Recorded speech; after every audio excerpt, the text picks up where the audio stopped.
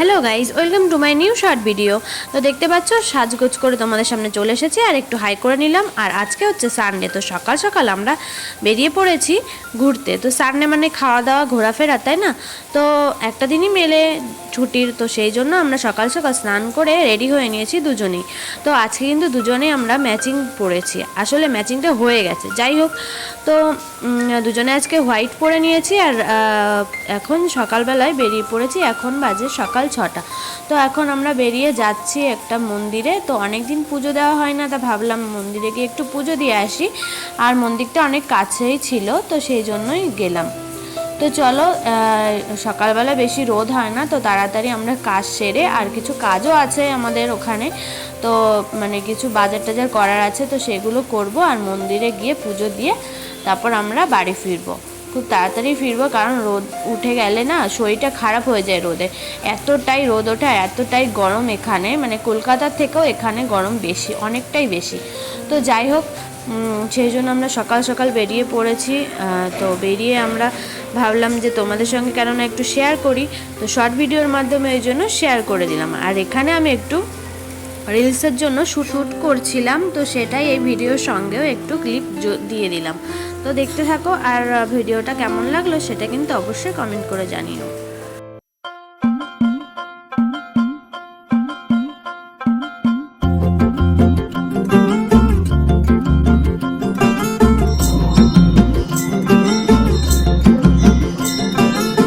किसके दो पंख लेके उड़ा चला जाए रे, जहाँ नहीं जाना था ये वही चला हाय रे। उम्र का ये ताना बाना समझ न पाए रे, जुबान पे जो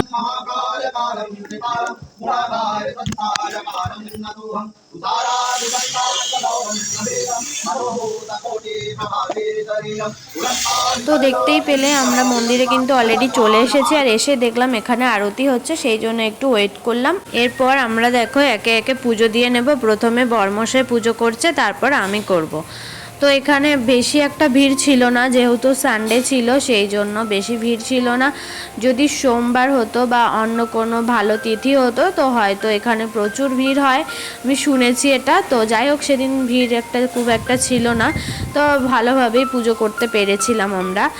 আর তো ওর তো পুজো দেওয়া কমপ্লিট, এবার আমার পালা। তো আমি এবার একে একে বাবার মাথায় জল ঢালবো, তারপরে নারকেল চড়াবো, ফুল পাতা দেবো, আবার দক্ষিণা দেবো। তো দিয়ে আমার পুজোটা কমপ্লিট হয়েছে। ও মাঝখানে আমি প্রদীপ জ্বালিয়েছিলাম, তো সেটা শ্যুট করা হয়নি। যাই হোক, এখান থেকে আমরা কিন্তু এখন বাজারে চলে যাব সোজা। তো মাঝখানে এক জায়গায় দাঁড়িয়ে কিছু খেয়ে নিয়েছিলাম, তো সেটাও শ্যুট করতে পারিনি। আসলে সব কিছু শ্যুট করা তো পসিবল হয় না, এই জন্য। তো দেখতেই পাচ্ছ আমি এখন বাজারে চলে এসেছি, আর বাজারে এসে একটু মাটন নিয়ে নেব। আর এখন দেখো মাটন নিয়ে সোজা চলে এসেছি রান্নায়। তো যেহেতু আজকে সানডে স্পেশাল তো হতেই হবে না, তো সেই জন্য আজকে বাড়ি এসে দেখো কত কিছু আমার রান্না হয়ে গেছে। ভাত করা হয়ে গেছে, মাটনটা কষাচ্ছি, আর হয়ে গেছে উচ্ছে ভাজা। তো আজকে আমরা এটা দিয়েই লাঞ্চটা সারবো, সানডে স্পেশাল লাঞ্চ। তো দেখতেই পাচ্ছ এই যে দেখো উচ্ছে ভাজা, আর এখানে মাটনটা আস্তে আস্তে কষছে।